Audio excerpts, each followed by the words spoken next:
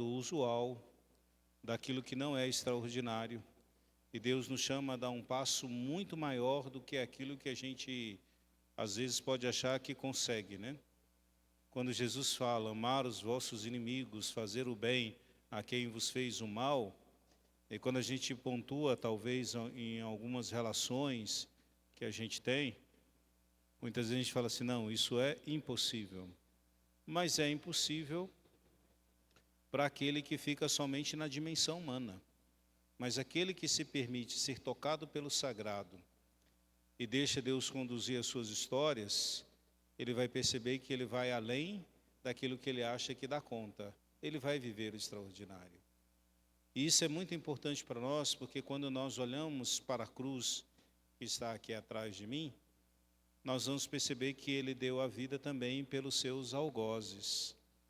E sobretudo pelos próximos, né? Porque bem próximo a Jesus estava o ladrão que caçoou dele, e mesmo assim Jesus morreu por aquele ladrão que caçoou dele.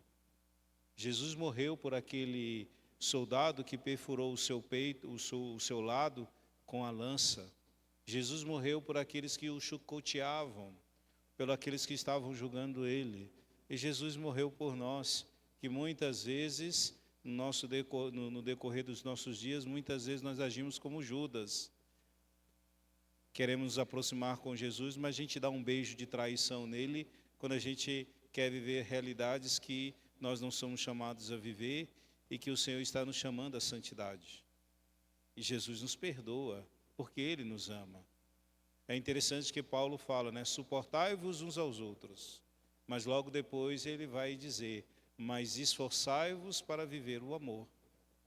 E aí nós precisamos nos aproximar cada vez mais do coração manso e humilde de Cristo, para que nós possamos dar do extraordinário.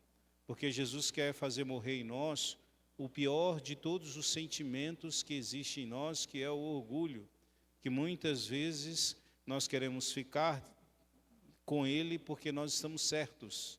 E Jesus está dizendo, o amor, a medida do amor é amar sem medida, é ir além.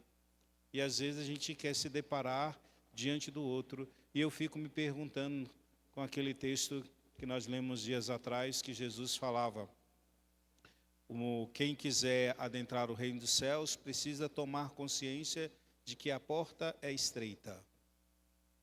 E muitos não vão conseguir passar pela porta estreita porque não conseguem dar um passo além daquilo que precisa ser dado.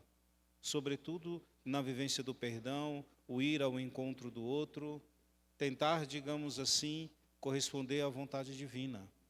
A vida cristã, ela sempre vai exigir de nós superação, mas só pode superar aqueles que têm a capacidade de se permitir viver em Cristo, se esconder nele e buscar ter os mesmos sentimentos de Cristo.